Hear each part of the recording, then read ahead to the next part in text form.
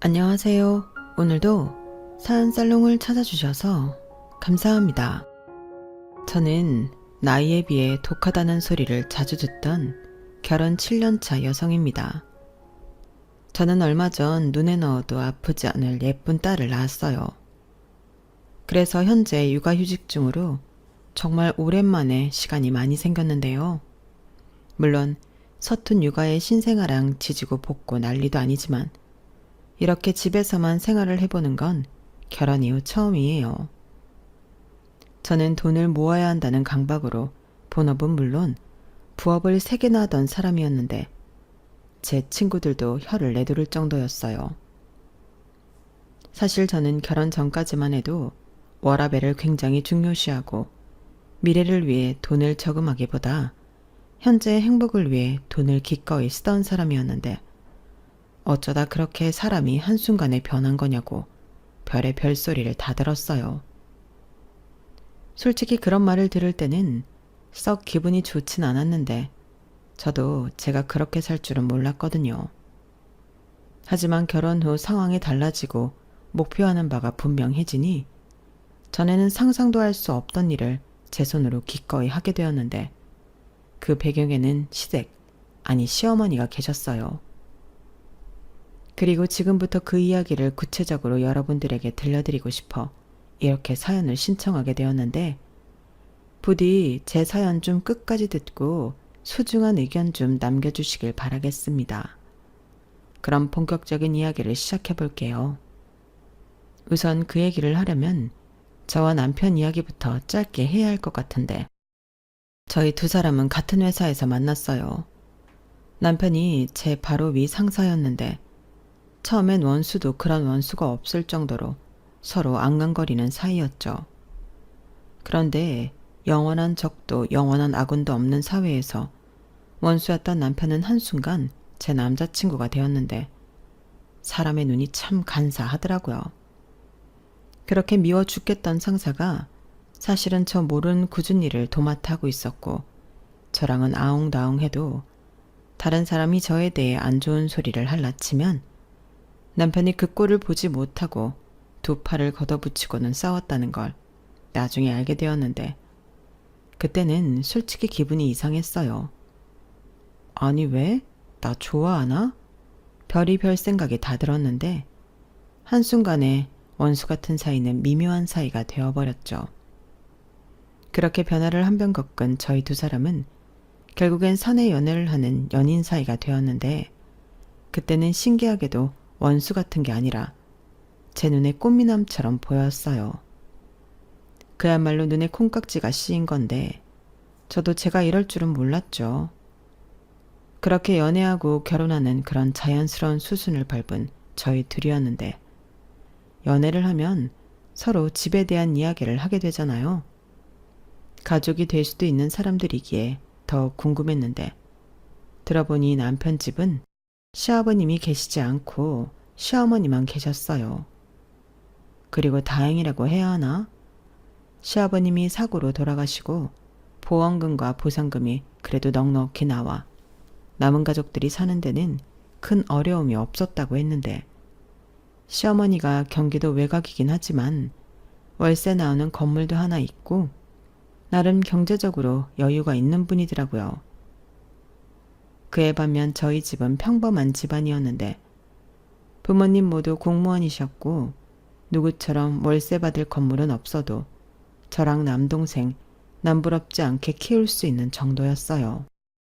게다가 자식은 저희 남매도 두 분 다 공무원이라 노후 걱정은 없었는데요.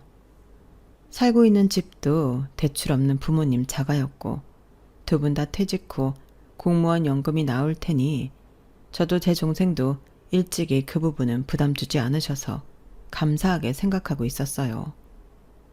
그래서 제 딴에는 시댁이 건물이 있고 돈이 좀 있다고 해도 저희 친정이 크게 기운다고 생각하지 않았는데 시어머니가 상견례 자리에서 선뜻 이런 말씀을 꺼내셨어요. 요즘 세상에 남자 여자 따지는 것도 우습죠. 옛날에야 여자가 시집가면 남편 뒷바라지하고 자식 키우고 시부모 봉양하느라 희생한다고 하지만 요즘 여자애들이 어디 그런가요? 자기 권리 다 찾고 뚝소리 나는데 저도 딸이 있어 잘 압니다. 그래서 하는 말인데요. 신혼집으로 양가가 1억씩 해주는 건 어떨까요? 2억이면 큰 평수는 아니더라도 작은 평수 아파트 전세 정도는 들어갈 수 있을 것 같은데.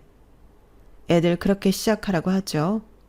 마음 같아서는 다 큰 성인 지들 힘으로 처음부터 시작하라고 하고 싶지만 그러기엔 또 애들이 불쌍하니까요. 어떠십니까? 혹시 1억이 부담스러우신가요? 라고 하셨는데 솔직히 1억이라니 듣는 저도 좀 놀랐어요.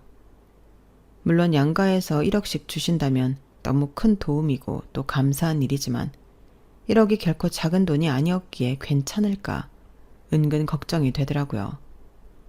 하지만 저희 아빠는 그럼 그렇게 하시자고 찬성이라고 웃는 얼굴로 말씀하셨는데 제가 나중에 정말로 괜찮으신 거냐 혹 대출을 받으셔서 주실 생각인 거면 싫다고 말씀을 드리니 저희 엄마가 걱정하지 말라고 하셨어요.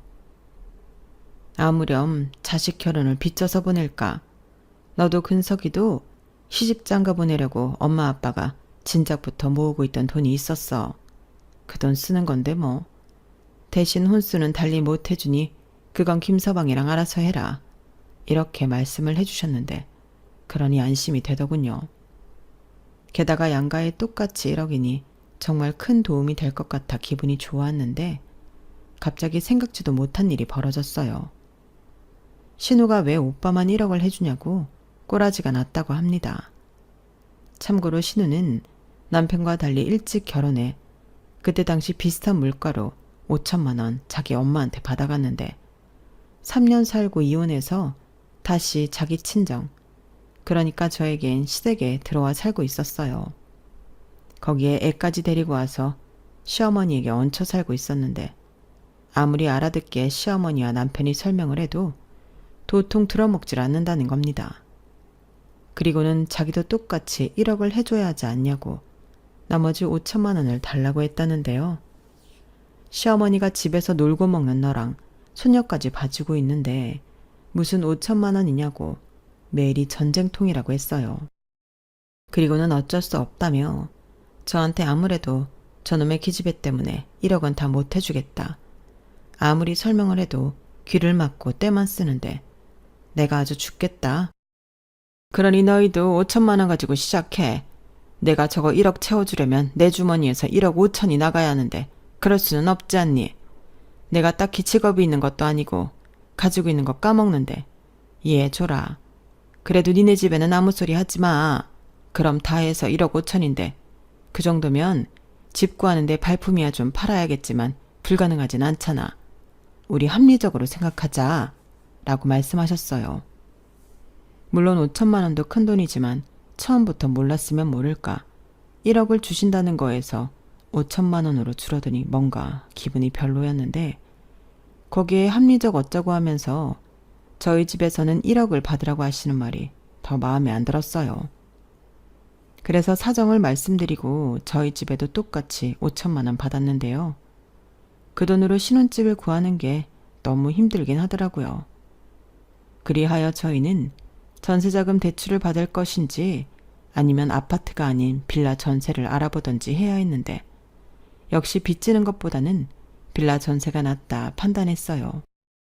하지만 그때가 전세 매물이 없어도 너무 없을 때라 빌라 전세 구하는 게 하늘의 별 따기였는데요. 그래도 간절히 원하고 발품 손품을 파니 낡은 빌라긴 했지만 구하긴 구했어요. 그런데 시어머니는 이런 게 집이냐? 아휴, 그러게 왜 내 말을 안 듣고 사서 고생을 하니? 니네 부모한테는 1억을 받았어야지. 5천 차이면 이것보다 훨씬 나은 곳을 찾을 수 있었을 텐데 라고 핀잔을 주셨고 나중에 저희더러 어차피 집 사는 건 다 빚이야. 내가 봐둔 경기도 쪽에 아파트가 하나 있는데 그걸 융자받아서 살아. 거긴 내가 알아보니까 곧 재개발된대. 사놓기만 해도 2배, 3배는 뛴다니까. 라며 난데없이 집을 사라고 하셨는데 위치도 그렇고 융자를 받아서 사라니 내키지 않았어요.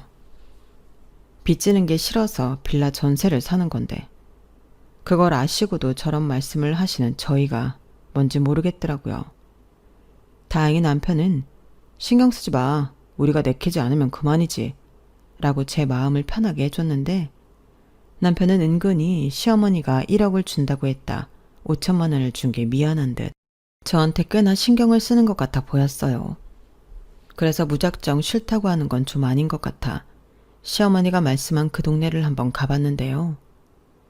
재개발 이야기가 나오는 게 맞긴 한 건지 동네가 휑한 게 살기도 힘들어 보였어요. 인프라라고 할 것도 없이 그냥 조용한 동네에 있는 작은 아파트 단지였는데 왜 오래된 옛날 아파트 있죠? 엘리베이터도 없는. 저는 일단 그것만 봐도 별로 그 아파트가 마음에 들지 않았어요. 그래도 확실한 게 좋으니 그 동네 부동산에 들어가 여쭤보기도 했는데요. 그런 말은 예전부터 있었어. 근데 소문만 무성하고 확실한 정보는 없다니까. 어디서 무슨 얘기를 듣고 왔는지 모르지만 신중하게 잘 생각해봐. 젊은 부부가 괜히 고생할까봐 얘기해주는 거야. 라고 하셨는데 시어머니는 도무지 어디서 그런 정보를 얻으신 건지 궁금하더군요. 좌우간 그 아파트라는 게 빚까지 지면서 사고 싶은 집은 절대 아니었기에 저희는 그냥 돈 모을 때까지 살던 집에서 지내기로 남편과 합의했어요. 그리고 그 사실을 남편을 통해 최대한 기분 상하지 않게 말씀을 드렸는데 그런 수고가 무의미하도록 시어머니는 불만이 많으셨어요. 이유는 당신 말을 제가 무시했다는 거였죠. 저 혼자만의 생각이 아닌 남편과 같은 생각인데도 시어머니는 저에게 불만이 많으셨어요. 결국 그 일로 저는 시어머니와 사이가 크게 틀어졌고 저는 살짝 억울한 마음도 있었지만 한편으로는 제 잘못은 없는 것 같아 버티기도 했었네요. 제가 성격이 좀 그렇거든요. 기고 아니고가 분명하고 제 잘못이 아닌데 좋은 게 좋은 거라고 미안하다고 넘기는 성격도 아니었는데 시어머니는 그런 제가 아마도 당신한테 순종적이지 않아 불만이 많으셨을 거예요. 그런데요. 아무리 그런 저라도 아쉬운 소리를 해야 할 때가 있었는데요. 그때는 결혼하고 2년 뒤 전세 계약을 연장할 즈음이었어요. 갑자기 집주인이 저희 사는 빌라를 당신 아들 신혼집으로 꾸며줘야 한다며 재계약은 못 해주겠다고 하셨는데 그야말로 청천벽력 같은 소리였어요. 가뜩이나 그때가 부동산 열기가 대단해 전세 시세도 부쩍 올랐는데 다시 전셋집을 구하려고 보니 돈이 턱없이 부족했어요.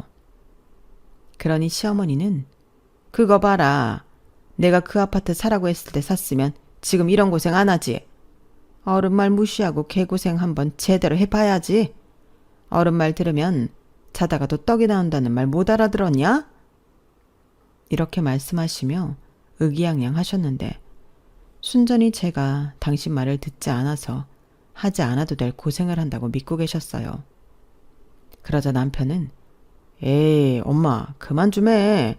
우리가 그 동네 가봤다니까. 건물도 많이 낡았고 역도 멀어. 버스 타고 역에 가서 지하철 타야 하는데 1시간 반은 걸리겠더라고. 그러지 말고 엄마가 돈 좀 빌려주면 안 돼? 달라는 게 아니라 빌려줘. 라고 시어머니에게 돈 부탁을 했는데요.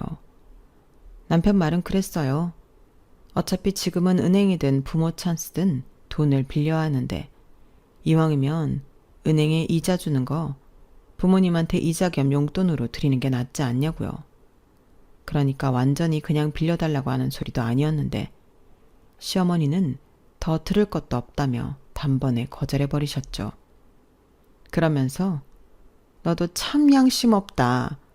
내가 하라는 말은 귓등으로 들어놓고 나더러 돈을 해달라? 이게 지금 무슨 경우야? 라고 저를 향해 뭐라고 하셨는데 저는 한마디도 하지 않았기에 그런 말을 듣는 게 억울하고 짜증이 났어요. 하지만 어찌됐든 돈은 필요하니 저렇게 말씀은 하셔도 돈만 빌려주시면 좋겠다. 뭐 그런 생각을 하고 있었는데 그건 제 희망사항이었어요. 그렇게 시어머니는 괘씸해서라도 돈은 안 빌려줄 거라고 딱 선을 그으셨고 더 큰 엿을 먹이고 싶으셨던 건지 갑자기 이사할 때 당신이 해줬던 5천만 원도 돌려달라 하셨어요. 그땐 정말 너무 놀랐죠. 줬다 뺏는 게 세상에서 제일 나쁘잖아요. 그것도 보증금에 들어있는 돈을 달라니. 이게 지금 제대로 들은 게 맞나? 저는 제 귀를 의심할 수밖에 없었는데요. 제대로 들은 게 맞았어요. 왜? 내가 니들 결혼할 때 해준 5천만 원은 뭐 거저 나온 건 줄 아니? 잔말 말고 니들 지금 살고 있던 집 뺄 때 내 돈은 돌려줘라. 시어머니는 이렇게 말씀하시며 승리의 미소를 지으셨는데 다른 사람도 아니고 부모가 자기 자식들 고생해보라고 저러는 심보가 너무 화가 났어요. 그건 남편도 마찬가지였죠. 엄마, 진짜 너무한다. 어떻게 우리한테 그래? 처음에 1억 준다고 했다가 5천 해주고는 이젠 그 돈도 달라고? 왜? 그럼 안 되니? 내 돈이 맞잖아. 돈 받았으면 좀 알랑알랑 해보든가. 돈은 다 받아놓고 일하는 게 더 너무한 거 아니니? 부모한테 도움 받는 게 당연한 일이야? 누가 당연하대? 지금 우리 상황이 이런 걸 엄마가 다 알면서 그러니까 그렇지. 막말로 혜영이는 이혼하고 집에 들어왔는데 5천만 원 토해내라고 하지 않았잖아. 그야 걔는 억울하게 이혼당해서 집에 왔으니까 그렇지. 너는 네 동생이 불쌍하지도 않아? 불쌍하긴 뭐가 불쌍해. 나라도 이혼해. 겁대가리 없이 인터넷 도박이 웬 말이야? 시끄러워. 너는 네 처 있는데 왜 그 얘기를 꺼내? 혜영이 네 동생이야. 오빠면 동생의 허물을 덮어줘야지. 이건 뭐 일부러 끄집어내서 동생 망신을 줘? 엄마가 형평성 없게 억지를 부리니까 그렇잖아. 그럼 엄마 돈 돌려드리면 나머지 5천만 원은 처가에 돌려드려? 뭐라고? 정신 나간 놈. 그 돈을 왜 줘? 한 번 받았으면 끝이지. 너 바보야? 내가 하고 싶은 말이 그 말이야. 한 번 줬으면 끝이지. 너 조용히 안 해? 네가 이러니까 네 처가 나를 무시하는 거야. 시아버지도 없고 내가 얼마나 만만하면 나를 깔보겠어? 어머니, 제가 언제요? 저 그런 적 없어요. 아무래도 전에 그 아파트 저희가 안 산 거 가지고 이러시나 본데 그 아파트요. 재개발 소문만 있지 확실한 정보는 없다고 부동산 사장님이 말씀하셨어요. 더욱이 저희 회사는 서울인데 멀기도 하고 엘리베이터도 없고요. 누가 영원히 살라니? 그리고 넌 말이 좀 이상하다. 그럼 내가 확실하지도 않은데 그 집을 사라고 했다는 거냐? 그게 어머니 시끄럽다. 나는 한 입 가지고 두 말 안 해? 네가 나를 그리 생각하니 내 돈도 뱉어놓는 게 맞는 거다. 시어머니는 아무래도 제가 잘못했다고 싹싹 빌길 바라셨던 것 같아요. 그리고 당신이 돈 가지고 이렇게 나오면 제가 하는 수 없이 두 손 두 발 들 거라고 믿어 의심치 않는 눈치셨는데 그게 너무 빤히 보이니 더 하기 싫더라고요. 그럴 생각도 없었지만요. 그래서 오만정이 떨어졌고 저는 그냥 남편한테 월세를 살더라도 그냥 어머니한테 5천만 원 돌려드리자 이렇게 말했는데 남편이 미안해 어쩔 줄 몰라 하더군요. 그러게 시어머니는 당신이 그러면 그럴수록 당신 아들 기만 죽이는데 그걸 정녕 모르셨나 봐요. 그리고 저희는 고민 끝에 저희 부모님에게 돈을 빌리기로 했고 저희 부모님은 이자는 필요 없으니 알아서 잘 갚으라며 1억을 빌려주셨는데요. 그렇게 저희는 오피스텔 전세로 이사를 갔어요. 그때 시어머니에게 5천만 원을 계좌이체로 돌려들었는데 저희가 진짜로 돈을 뱉어낼 줄은 몰랐다는 듯 표정이 일그러지셨죠. 그러면서 이렇게까지 할 일이냐 더 불같이 화를 내셨는데요. 아니 달라고 해서 힘들게 드렸는데 왜 그러시는 건지 저는 그 심보가 싫었어요. 그러니 저도 명분이 생긴 것과 다름없게 되어 시댁 왕래도 거의 하지 않았는데 남편도 강요하지 못했죠. 시어머니가 오라고 하면 남편이 급한 일이면 자기만 가고 굳이 며느리까지 부르지 말라고 알아서 커트를 시켰는데 아마 모르긴 몰라도 시어머니가 당신 아들 때문에 속이 더 말이 아니었을 겁니다. 아들 자식 낳아 키워봤자 소용없다고 그런 생각을 하셨을 게 분명했는데요. 대신 저희는 정말로 허리를 졸라매는 생활을 시작해야만 했어요. 집값은 나날이 오르고 저희가 버는 돈은 한정적이니 돈을 조금이라도 더 모으려면 죽기 살기로 아끼는 수밖에 없겠더라고요. 게다가 저희는 우리 집을 산 후 아이를 갖기로 했기 때문에 집장만은 곧 저희 부부에겐 아이를 가질 수 있는 조건이나 다름이 없었죠. 그래서 솔직히 허리띠를 졸라맸지만 심적으로 힘들진 않았는데요. 둘이 고생하는 것도 나름 추억도 되고 좋았어요. 저는 주말에는 친한 언니 가게에서 아르바이트도 하고 집에서 하는 부업도 2개나 했는데 집에서 하는 부업은 남편이랑 같이 했죠. 서로 수다 떨면서 손은 바쁘게 움직이고 그랬는데 남편도 주말엔 대리운전 같은 부업을 했거든요.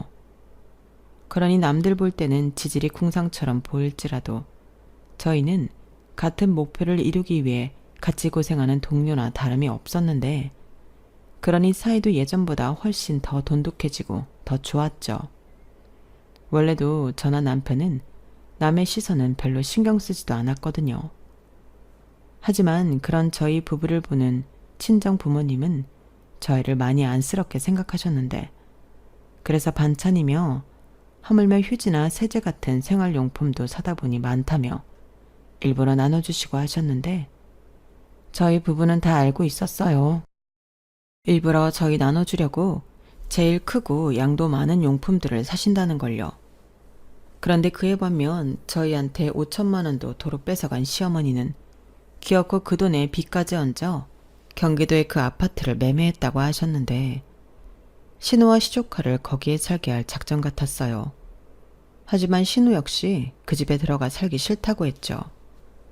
하는 수 없이 그 집은 세입자를 구해 세를 주시기로 한 것 같았는데 문제는 세입자가 나타나지 않았다는 거였어요. 오는 손님마다 6개월, 1년 단기 임대를 원했는데 시어머니는 재개발이 될 때까지 월세를 따박따박 내줄 세입자가 필요하셨죠.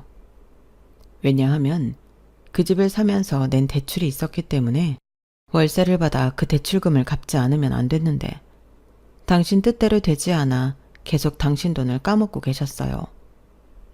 하지만 재개발이 될 거란 믿음은 여전했는데 계속되는 대출금 상환이 부담스러우셨던 시어머니는 당신이 살던 서울집을 팔고 그 문제의 아파트에 들어가셨어요. 그러면서 곧 죽어도 그 오래된 아파트는 같이 들어가기 싫다던 신우한테는 20평대 아파트 전세를 얻어주고 가셨는데 빚은 사라졌지만 어째 남은 건 없는 것 같으셨어요. 저는 그 점이 참 안타까웠는데 어쩔 도리가 없었죠. 제가 말린다고 제 말을 들을 시어머니도 아니었고 신우랑 남편도 자기들 엄마를 말리지 않는데 며느리인 제가 나서는 것도 웃기다고 생각했어요. 그리고 저희 부부는 최소한의 돈으로 생활하기를 3년, 드디어 우리 집을 장만했는데요. 사실 여기에도 사연이라면 사연이 있었죠. 제가 아무리 생각을 해봐도 우리가 빚을 지지 않고 순수하게 돈을 모아 서울의 아파트를 산다는 건 현실적으로 불가능할 것 같더라고요. 그래서 부동산 공부를 하다 경매 쪽 공부로 전환했는데 세상에나 경매로 나온 부동산이 생각보다 많은 거 있죠. 물론 누군가는 사연 있는 집이라고 꺼려하는 분도 계신데 저는 그렇게 생각하지 않았어요. 집과 주인도 짝이 있는데 제 짝을 못 만나 사연을 갖게 된 거라 생각하니 그 점은 큰 문제가 되지 않더라고요. 그리고 그렇게 발품도 팔고 공부도 계속한 끝에 한 집을 만나게 되었고 그 집은 일단 동네에 갔을 때부터 너무 마음에 들었어요. 시장도 가깝고 놀이터도 잘 되어 있고 고만고만한 아이들이 많은 게 동네가 활기차 보여 좋더라고요. 게다가 저희는 집을 사면 아이를 갖기로 했기에 아이를 키우기 좋은 동네 위주로 집을 보러 다녔는데요. 그 집이 딱이라는 느낌이 왔어요. 남편은 제 마음에 들면 자기는 무조건 좋다며 저 하고 싶은 대로 하라 했는데 그렇게 이사한 곳이 지금 저희 아파트입니다. 강남은 아니라도 위치 좋고 인프라도 훌륭했는데 제 집이 되려고 그랬는지 경매로 받기 전부터 자꾸만 그 집에 가고 싶더라고요. 그래서 어느 정도 저는 예상했던 금액보다 더 금액을 올려 경매를 진행했고 끝내 그 집을 낙찰받게 되었는데요. 얼마나 좋았는지 저도 모르게 소리를 지르고 말았다니까요. 덕분에 축하도 많이 받았지만 부끄러웠어요. 하지만 그렇게 얻게 된 저희 집은 세상에서 가장 소중한 저희 가족의 보금자리가 되었는데 경매로 낙찰을 받았기에 시세보다 싸게 입주할 수 있었죠. 게다가 이사 후 원주인이 혹여 이상하거나 나쁜 사람이었을까 걱정스러운 마음에 이웃 주민께 여쭤보기도 했는데요. 전혀 그런 분이 아니시라 했어요. 집에 대한 애정이 많으셔서 끝까지 붙들고 계셨는데 결국엔 돈이 없어 집을 지키지 못했다고 하셨죠.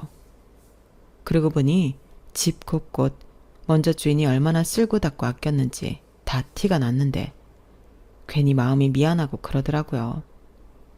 하지만 저희 부부 역시 그 집이 너무 소중해 아끼고 아끼며 그렇게 이사를 완료했는데 이사 후 양가에 이 소식을 전하니 저희 친정 부모님은 기특하다며 크게 기뻐하셨고 시어머니는 입이 뚱 하셨어요.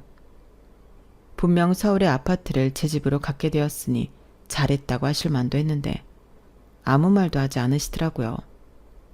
오히려 부러움에 눈이 먼 신우가 입이 대빨 나왔는데 며칠 후 문제의 사건이 일어났어요. 아니 글쎄 신우가 그동안 저희 부부 모르게 연애를 하고 있었다고 하더니 그 남자가 재혼을 한다고 하더라고요. 뭐 그때까지는 그러나 보다 하고 넘길 생각이었는데 그 남자가 말로는 있는 집 자식, 그것도 결혼 경력이 없는 초혼이라고 했는데요. 상대 집에서 신우를 내켜 하지 않는다며 혼수, 예물 이런 걸 엄청나게 요구했다나 봐요. 그러니 시어머니가 가진 거 다 팔고 겨우겨우 신우의 시댁 조건을 맞춰줬다고 했는데 월세 받는 그 건물도 팔았다고 하는 겁니다. 아니 도대체 어떤 혼수와 예물을 하면 건물까지 팔죠? 저는 그게 너무 이상해서 남편한테 알아보라고 한 적이 있었는데 그 건물이 겉보기엔 말짱했지 시어머니가 필요할 때마다 담보 잡아 돈을 끌어다 써서 오늘 내일 하고 있었대요. 월세 나오는 건 쏠쏠하지만 이거 저거 빼고 나면 생활비도 겨우 남는다고 했는데 결국 당신 영혼까지 탈탈 털어서 신우 재혼시키는데 올인하신 거죠. 거기에 그 남자가 시조카까지 데리고 산다고 했으니 시어머니 입장에서는 이게 신우한테 올 수 있는 마지막 기회라고 생각하신 듯 했는데요. 문제는 시어머니의 거처였어요. 그런데 시어머니는 그게 왜 문제냐고 당신은 아들 집에서 살 거라고 하셨는데 그 아들 집이 어디일까요? 네, 바로 저희 아파트였어요. 세상에나 말도 안 되죠. 갑자기 합가라니.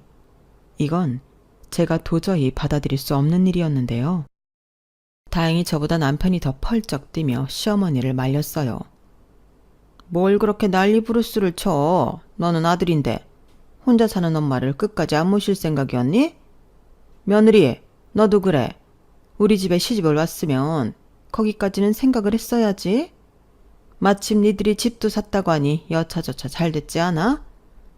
잘 되긴 뭐가 잘 돼. 엄마, 솔직히 말해. 어거지 써서 들어간 그 옛날 아파트 손해보고 팔았지? 알 거 없어. 네 돈도 아닌데 뭘 그렇게 따지냐? 내가 괜히 그래? 엄마가 엄한데 돈 다 까먹고 우리한테 이러니까 내가 그러는 거 아니야. 아니, 애당초 자식 중에서 골라서 같이 살아야 한다면 나보다 혜영이네 가야 하는 거 아니야? 혜영이한테는 불쌍하다고 다 퍼주고 나한테는 그나마 있던 것도 뺏어갔으면서 어떻게 여기로 올 생각을 해? 아이고 서럽다. 내가 사위 눈치 보이게 거길 어떻게 가니? 가뜩이나 애 딸린 이혼녀라고 그 집 부모가 꼬투리 잡고 싶어 안달인데 오냐 하고 먹잇감 던져줄 일 있어? 그래도 염치가 있지. 어떻게 여길 와? 엄마가 우리한테 한 짓 벌써 잊었어? 몰라. 그럼 나더러 길거리에 나 앉으라는 거냐? 아가, 네가 말해봐.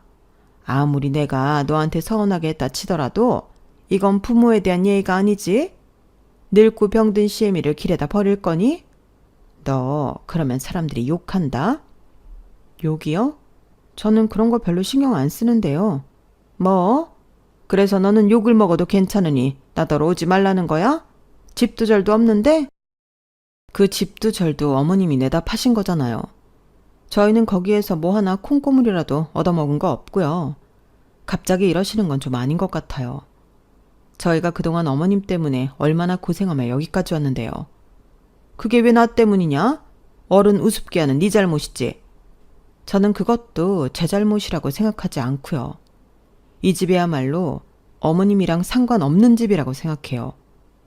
오히려 여기서 어머님이랑 제가 같이 살면 제가 속도 없는 사람이 되죠. 그렇게 당해놓고 시어머니가 하자는 대로 한다고 사람들이 얼마나 욕을 하겠어요. 아마 모르긴 몰라도 어머님 욕도 엄청 할걸요? 무슨 내 욕을 해? 그리고 네가 처음부터 별 말 안 하면 사람들이 어떻게 하니? 그래도 그게 아니죠. 손바닥으로 하늘을 가리는 거라니까요. 게다가 저희 집이 경매로 받았는데 사람들이 엄청 궁금해해요. 정말 할 일도 없다. 그래서 진짜 너 나랑 같이 살기 싫다는 거야? 네. 막말로 기분은 신우한테 다 내고 왜 책임만 저희가 져요? 저는 그런 거 싫어요. 너는 정말 어떻게 된 애가 시애미 앞에서 싫어요라는 말이 그렇게 쉽게 나오니? 며느리는 싫어도 하는 거야. 어머니, 그러시면 큰일 나요. 아들 이혼당하게 사유 만들어주시는 건데 괜찮으시겠어요? 이 집이요. 저희 부모님 돈만 1억 5천이 들어있어요. 나머지야 저희야 공동명의라 같이 갚아 나가겠지만 지분은 저희 친정이 훨씬 많다고요. 그런데 지분도 없는 어머님이 여기 계신다고요? 말도 안 되죠.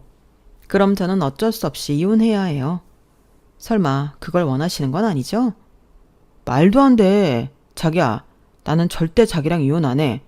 엄마랑 영 끊고 살았으면 살았지. 내가 왜 자기랑 이혼을 해? 아우, 끔찍한 소리 하지 마. 엄마 들었지? 엄마 아들, 엄마 때문에 이혼당한다니까? 아, 나 싫어. 그러니까 여기서 그만 억지 부리고 혜영이한테 가. 거기를 어떻게 가? 내가 말했잖아. 눈치 보여서 못 간다고. 그럼 제가 눈치 더 심하게 보게 만들어드리면 가실 거예요? 저 자신 있는데. 뭐야? 전 그렇게 못하실 것 같으면 아가씨한테 가셔서 2억 받아오세요. 뭐? 2억? 네. 저희 친정돈이 1억 5천인데 어머님이 여기서 사실 명분을 가지시려면 그것보다는 많아야 말이 되죠. 저도 저희 부모님한테 드릴 말이 있고요. 너 정말? 못하시면 어쩔 수 없어요. 요즘은 독거노인 시설 같은 것도 찾아보면 있다고 하던데 제가 찾아봐 드릴까요? 저는 눈 하나 깜짝하지 않고 시어머니한테 말했어요. 저는 정말로 시어머니가 무작정 같이 살아야 한다고 밀고 들어오면 남편과 이혼까지도 불사할 생각이었거든요. 그리고 그런 제 성격을 아는 남편은 필사적으로 자기 엄마를 막았는데 결국 시어머니는 저한테 모든 화살을 돌리며 저를 원망하셨어요. 네가 문제야. 네가 나를 얼마나 우습게 알면 내 앞에서 그런 말 같지도 않은 소리를 해. 어디서 싫다는 소리를 하는 거야. 내가 이 집에 들어와 살면 내 아들이랑 이혼하겠다고? 너 지금 나 협박하냐? 가만 보니까 네가 착한 내 아들을 쥐고 흔드는 것 같은데 나도 너 같은 며느리 트럭으로 갖다 줘도 노 땡큐야. 이혼하려면 해라. 나는 내 아들이랑 살 거야. 이렇게 악다구니를 치셨는데요. 그 말을 듣고 제가 아닌 남편 얼굴이 사색이 되었죠. 이혼하고 자기 엄마랑 둘이 살 걸 생각하면 너무 싫다고. 차라리 회사도 때려치우고 어디 모르는 곳에 잠적해서 살 거라고 했는데 시어머님 표정이 지금도 생생해요. 그 표정이란 배신감에 치를 떠는 그런 얼굴이었는데 시어머니는 당신 아들이 저 때문에 그렇게 변했다고 생각하셨겠지만 저는 맹세코 남편에게 그런 식으로 말을 한 적이 없어 당당했죠. 제가 아닌데 찔릴 것도 없으니까요. 결국 제가 아닌 당신 아들 때문에 저희 집에 들어오는 걸 포기하신 시어머니는 그래도 믿는 구석은 딸뿐이라 신우한테 간 모양이었는데요. 그 집에서는 아주 문전박대를 당했다고 하더군요. 자기 또 이혼 당하는 꼴 보고 싶냐고 신우가 사색이 되어 자기 엄마를 쫓아냈다고 하는데 정말 저런 자식 낳을까봐 무서운 거 있죠. 저희야 받은 거 하나 없어 싫다고 했다지만 자기 엄마 가지고 있는 거 죄다 털어 시집간 딸이 그러면 안 되는 거잖아요. 하지만 신우는 자기 재혼이 더 중요한 사람이었고 그렇게 시어머니는 정말로 길거리에 나앉게 되었죠. 그때 살짝 제 마음도 좀 불편했는데 그렇다고 이제 와서 제가 꼬랑지 내리기엔 너무 억울하기만 했어요. 남편 역시 저한테 말은 못해도 소가리를 하는 듯 했는데 자기 동생한테만 전화해서 난리를 치더라고요. 하지만 신우는 이번에도 이혼당하면 오빠가 책임질 거냐? 자기는 시집갔으니 남이라고 생각해라. 이런 식이었는데요. 하는 수 없이 저는 결단을 내려야만 했습니다. 남편이랑 정말로 헤어질 게 아닌데 길거리에 나앉은 시어머니를 외면할 수는 없겠더라고요. 하지만 한 집에서 합가는 말도 안 되는 일이었고 고민하고 또 남편과 상의한 끝에 시어머니의 고향집에 시어머니의 거처를 마련해 드리기로 했는데요. 다행히 거기엔 시어머니의 친정 식구들이 있었고 그분들이 밭이며 논이며 일거리가 널렸다고 했는데 집도 연세라는 게 굉장히 저렴했어요. 물론 아주 좋은 집이라고는 할 수 없지만 거기에 모시면 소일거리도 있고 먹고 사시는데 문제가 없겠더라고요.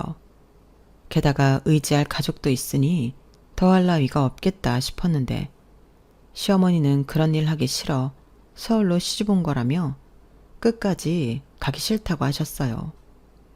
하지만 당신도 뾰족한 수가 없으니 결국엔 내키지 않지만 고향으로 돌아가시게 되었고 저희는 연마다 연세 정도는 내드리겠다고 했는데 시어머니는 고마워하지 않으셨어요.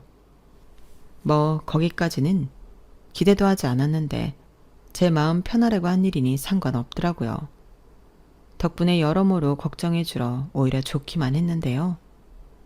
지금까지 시어머니는 그곳에서 매일 흙이랑 씨름하며 지내십니다.